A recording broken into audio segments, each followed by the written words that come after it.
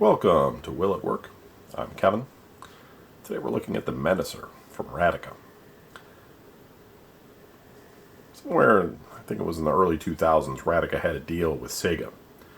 And they released a number of units based on some Sega titles. There's these mini Sega Genesis. We looked at one, which was the red one. There's also an Outrun.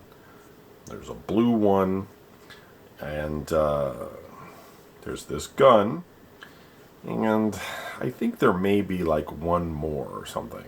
Radica had also done a couple of, like, I believe it was them, sort of standalone plug-and-plays that were like for Street Fighter 2. Those kind of go for a lot of money right now. I mean, people want a lot of money for them. I don't know if anybody's buying them, considering Street Fighter 2 is on everything, and playing it on some composite signal, in a mini handheld type of, probably not going to be great. Anyway, this one though is kind of interesting. It is a gun game. It doesn't seem to take batteries. At least I don't see any way to put batteries in it. It has a B button here, and a trigger, and it takes a power down here. So it probably came with an adapter, I guess. You could unscrew it, but considering the number of screws that are on this gun, it would seem like that's unlikely to be the way to put batteries in it. So I don't see, right off the top of my head, there's a power button here, it's a reset button, but nothing seems to look like it's like all the other things like this that's battery operated. I have an adapter. We'll go ahead and try it. Now, a lot of these games, the way they worked, gun games, is that on a regular CRT monitor, when it would draw the refresh on the screen, it also would create what's called a vertical blank in the background. And it was like extra lines that that the raster could use. It sort of paused in a way by drawing these extra lines. And television shows would use that extra bit of data for like closed captioning and some other things that they would use that for. And you and I couldn't see what it was. It was not displayed on the screen, so to speak. It happened so quick our eyes couldn't catch it, something like that. So a lot of these games, apparently what they would do is they would use the vertical blank to determine, where the action is on the screen. I think that's how that works. Could be wrong, but that is essentially the reason why most light gun games don't work on LCD screens, because they don't have the vertical blank. Pure digital doesn't have that original NTSC scanning routine. So probably won't work. But later on, when we got to like the Wii type era with motion control and line of sight and all these other things with cameras and things, and now of course with VR, gun games, are back, and they are able to work on digital systems. So it's but that's running on a different kind of technology than this. Anyway. We'll definitely take a look at it, assuming it works. I'll plug it into the power adapter. We'll switch over to the video side. And I probably won't be able to shoot anything, but let's see what games are on it. I mean, that'll be kind of interesting, right? Here we go.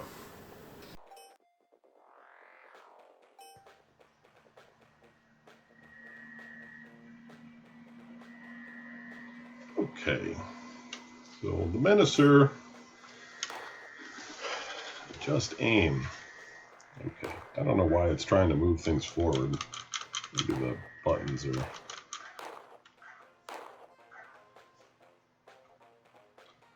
Let's reset it.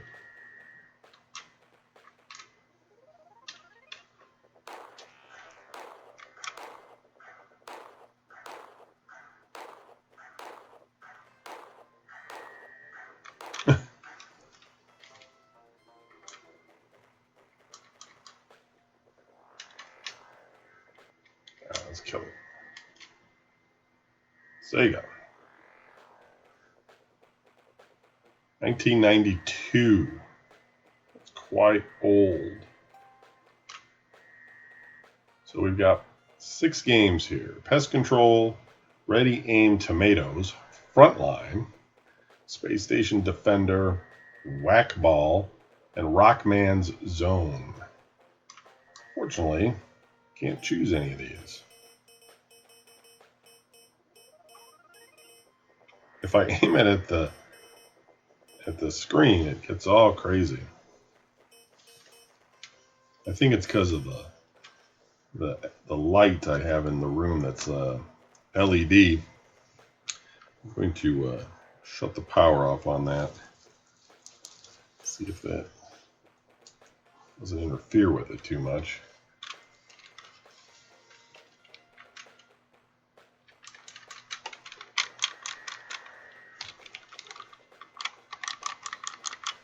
Yeah, as expected, that's not going to go.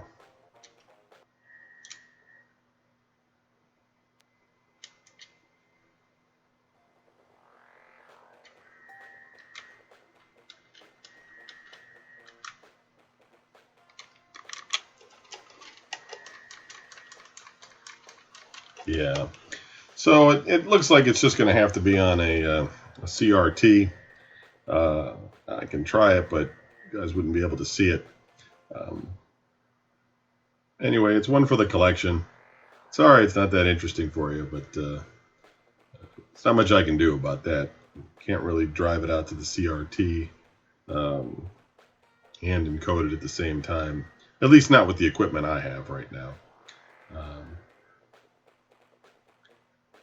Just trying to think in my head if there would be a way to go around that somehow. Like maybe if I ran it into the VCR and then out of the VCR. Well, I guess we could try that. It's going to be kind of weird, but we'll give it a whirl here.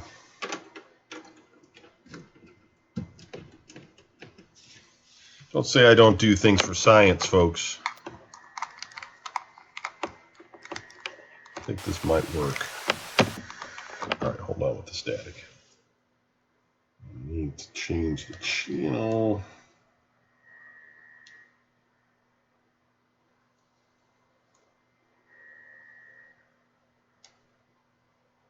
Okay, good.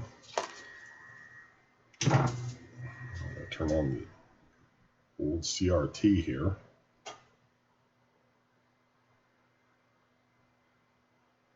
Okay. And let's give it a shot.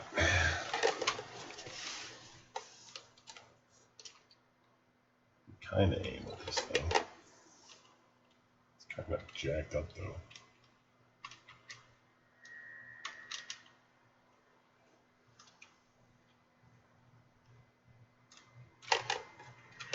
It's all over the place.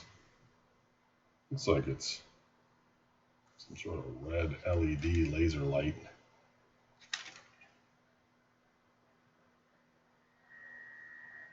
Aim down. Really, let's see if I can back up a little bit. It's kind of hard because I got this thing plugged into an adapter, and the adapter's not that long. AccuSight on.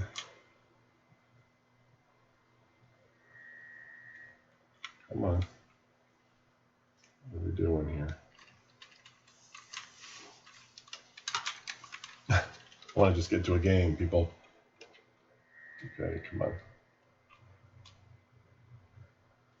Maybe it's because, let me see if I can look at these television settings.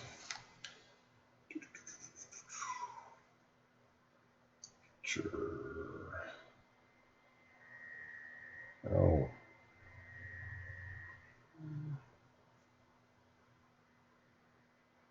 Yeah, game mode. Is that any better? A little bit. It's not great though. Come on. All right. Well, at least we'll look at one game anyway. Be able to aim at anything though. And that's not me moving it around. That's the bad. You know, it's like pausing. It's all over the place. All right, well, thanks for watching. I'm going to mark it down as it works, but, you know, probably got to do a lot of tuning on it to make it so it works right. What are you going to do? It's really old, 1992. Crazy.